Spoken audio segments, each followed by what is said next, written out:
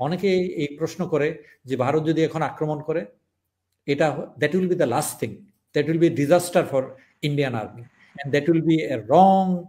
ওরা অলরেডি তাদের অনেক ক্যালকুলেশনে ভুল করে ফেলেছে, এটা হবে will be a wrong calculation. কেন বলছি? এই দেশের প্রত্যেকটা মানুষ এখন সচেতন হয়ে গেছে, প্রত্যেকটা মানুষ, এবং সবাই জানে যে আমাদের শত্রু মূলত কারা। এটা কি আওয়ামী লীগ, এটা কি শেখ হাসিনা, নাকি ভারত? তো এটা যখন শত্রু যখন চিহ্নিত হয়ে যায়, আমি যখন ভূতকে দেখে ফেলি, ভূতকে চিনে ফেলি, তো ভূত তাড়ানোর জন্য ওঝা ডাকার আমার আর কোনো দেরি লাগে না। বিজেপি নেতা শুভেন্দু কি চিৎকার করে কি বলল! আপনাকে একটা কথা বলি, রাজনীতিবিদদের কথা থেকে, রাজনীতিবিদ শুধু নয়, ডিপ্লোমেট যারা, তাদেরও কথাকে আমরা বলি এরকম, কথা থেকে বোঝা যায় তার ব্যাকগ্রাউন্ড কি, তার পারিবারিক শিক্ষা কি, তার প্রাতিষ্ঠানিক শিক্ষা কি। যারা এরকম চিৎকার করে কথাবার্তা বলে, যারা এরকম মিডিয়াতে পাগলের মতো লাফালাফি করে, যেন যেন দুষ্টাঙ্কর রোগ হয়েছে, তো এদেরকে সাংবাদিক বলবো নাকি এদেরকে রাজনৈতিক নেতা বলবো? সহনশীলতা নাই, পারস্পরিক সহমর্মিতা নাই। তাই আমি বলবো যে বাংলাদেশ ভারতের বন্ধু হতে চায়। আমাদের দেশে যারা হিন্দু আছে তারা আমাদের প্রতিবেশী হয়ে থাকবে। যদি আমাদের হিন্দুদের মধ্যে কেউ খুনি হয়ে যায়, চরমপন্থী হয়ে যায়, তাকে ছাড় দেওয়া হবে না। ভারতও যদি আমাদের সাথে ওই ধরনের শত্রুতামূলক ব্যবহার করে, ষড়যন্ত্রমূলক ব্যবহার করে, এই দেশের মানুষের মন থেকে ঘৃণা ছাড়া ভালোবাসা তারা কোনোদিন পাবে না।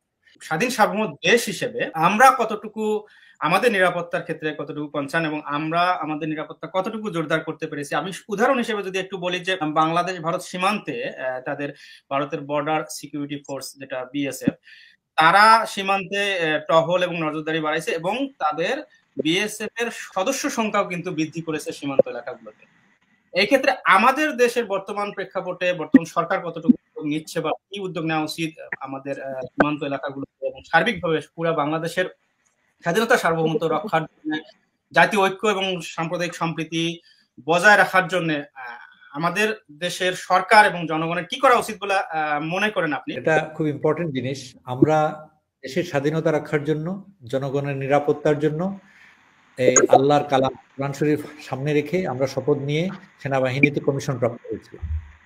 আমাদের মোটিভেশন ছিল সবসময় এটাই, যে আমার দেশের স্বার্থটাই হচ্ছে সবচেয়ে বড়। সুতরাং এই দেশের 1 ইঞ্চি জমি ছেড়ে দেওয়ার আগে তাহলে শত্রুকে আমার আমার আমার মৃতদেহের উপর দিয়ে যেতে হবে।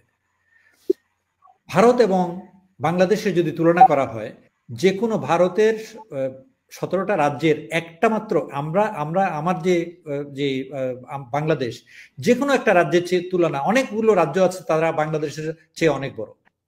তাতে করে এমন কোনো কথা নাই যে ভারতকে দাদার মতো চলতে হবে আর আমি নতজানু হয়ে চলবো। নো, ইট ইজ ইকুয়াল, মানে উইন উইন সিচুয়েশন।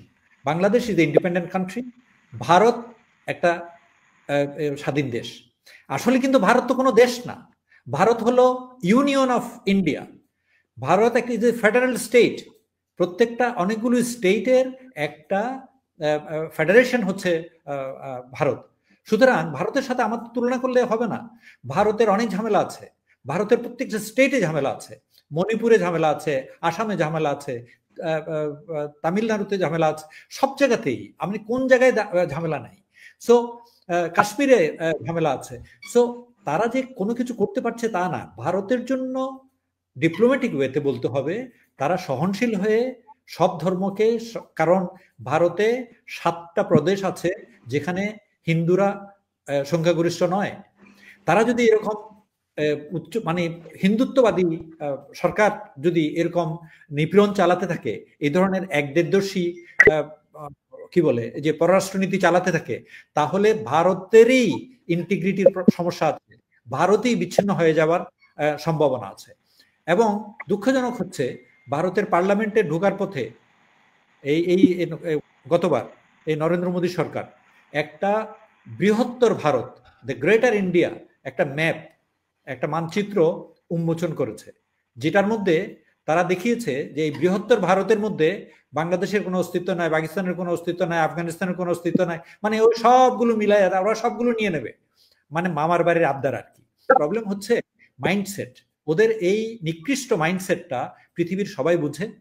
আর ভারতের এই যে হিন্দুত্ববাদী ছাড়া বাকিরা যারা লিবারেল তারাও বুঝে যে এই নরেন্দ্র মোদীর বিজেপি সরকার দেশের ঐক্যের জন্য, ভারতের ঐক্যের জন্য আসলে অত্যন্ত ক্ষতিকর অবস্থা সৃষ্টি করেছে, বিদেশে দুশ্মন তৈরি করছে। নরেন্দ্র মোদী গিয়ে আমেরিকাতে ট্রাম্পের ইলেকশনের সময় গিয়ে কি বলে বক্তৃতা দিচ্ছে ইলেকশন ইয়েতে, এটা একেবারে বিশ্বের কোথাও কোনো নজির নাই। তুমি একটা ইন্ডিপেন্ডেন্ট গণতান্ত্রিক দেশের রাষ্ট্রপ্রধান গিয়ে তুমি ওখানে ওর ইলেকশন ক্যাম্পেইন করছো। কয়দিন আগে দেখা গেল তার সাথে ভারতের সাথে গন্ডগোল শুরু হয়েছে আর কানাডা। কেন? ভারত চায় বা তার যাকে সে ভারতে পেলে হত্যা করত তেমন শিখ নেতাকে সে লোক পাঠিয়ে কানাডাতে হত্যা করবে। এটা কোনো পররাষ্ট্রনীতি হতে পারে না। সো এই জন্য ভারতে অ্যাকচুয়ালি ভারত যার বন্ধু তার কোনো দুশ্মন লাগে না। আমরা চাই ভারতের সাথে বন্ধু হিসেবে থাকতে, কিন্তু ভারত যদি খারাপ পথে যায়, উল্টা পথে যায়, তাহলে ভারত নিজেই নিগৃহীত হবে। আমাদেরকে আমাদের বুক ফুলিয়ে চলতে হবে।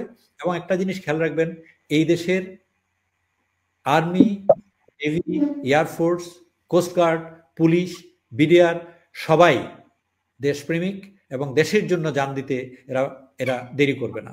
আমাদেরকে শুধুমাত্র চিনে নিতে হবে এর মধ্যে যদি কোনো গুপ্তচর থাকে, এর মধ্যে যদি কোনো বিদেশি দালাল থাকে, তাদেরকে বেছে নিয়ে এদেরকে উৎখাত করতে হবে।